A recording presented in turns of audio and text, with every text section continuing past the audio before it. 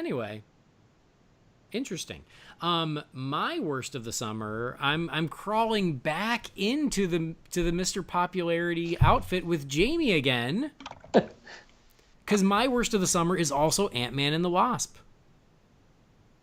Hang on. What a piece of garbage. I'm reaching for my beer, and I'm holding it up in honor of you, sir.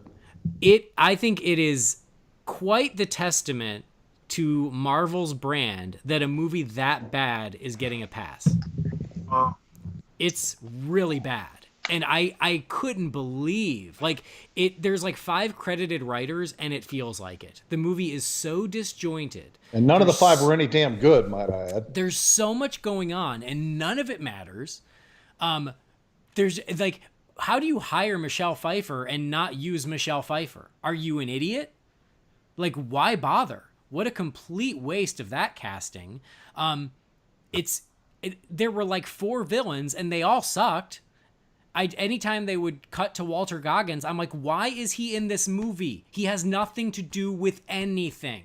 Why are we following this character? I don't understand. Following him so that when they start the Hyundai commercial with the Hispanic guy at the end.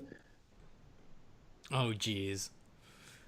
Yeah, it's not a good movie. It's not funny. It's not exciting. It doesn't show us anything new. I was actually kind of looking forward to it because I love Evangeline Lilly. I love her as the Wasp. She should have been the Wasp in the first movie, but they made us wait. And I was like, okay, good. We get to see her kick ass. And she does a little bit, but meh. Yeah, it was, I couldn't believe a movie this scattered.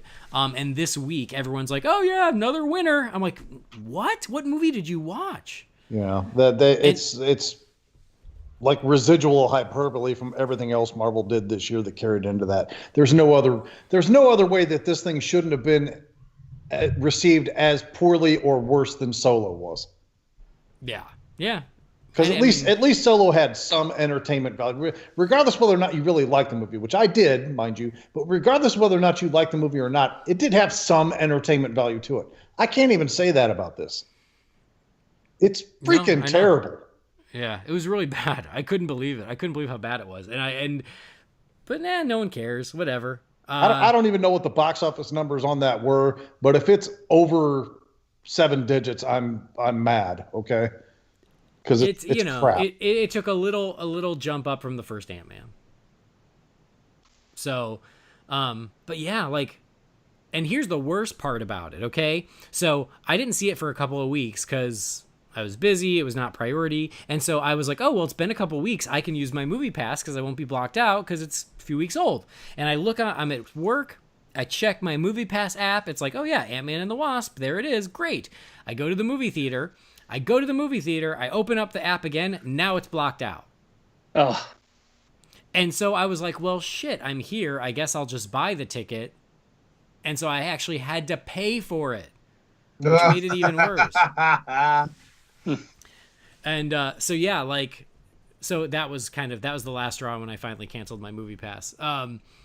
Yeah, it is the weakest of weak sauce. I'm shocked that it's fresh on Rotten Tomatoes. Everybody's like, oh, what a fun lark. I'm like, I don't know what you watched. And if you were quote unquote shook by that post-credit sequence, don't talk to me for at least 6 months.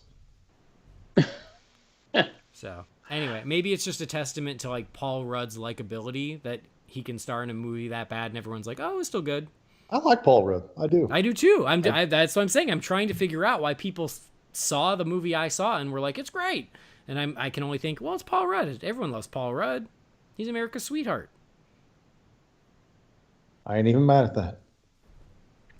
So yeah, that was my worst of the summer because, looking at all the, some of the other ones I didn't like as much, I was like, oh yeah, I'd watch Solo again. Incredibles 2, I was disappointed, but I mean, it's watchable. But Ant-Man and the Wasp, I have no desire to watch that again.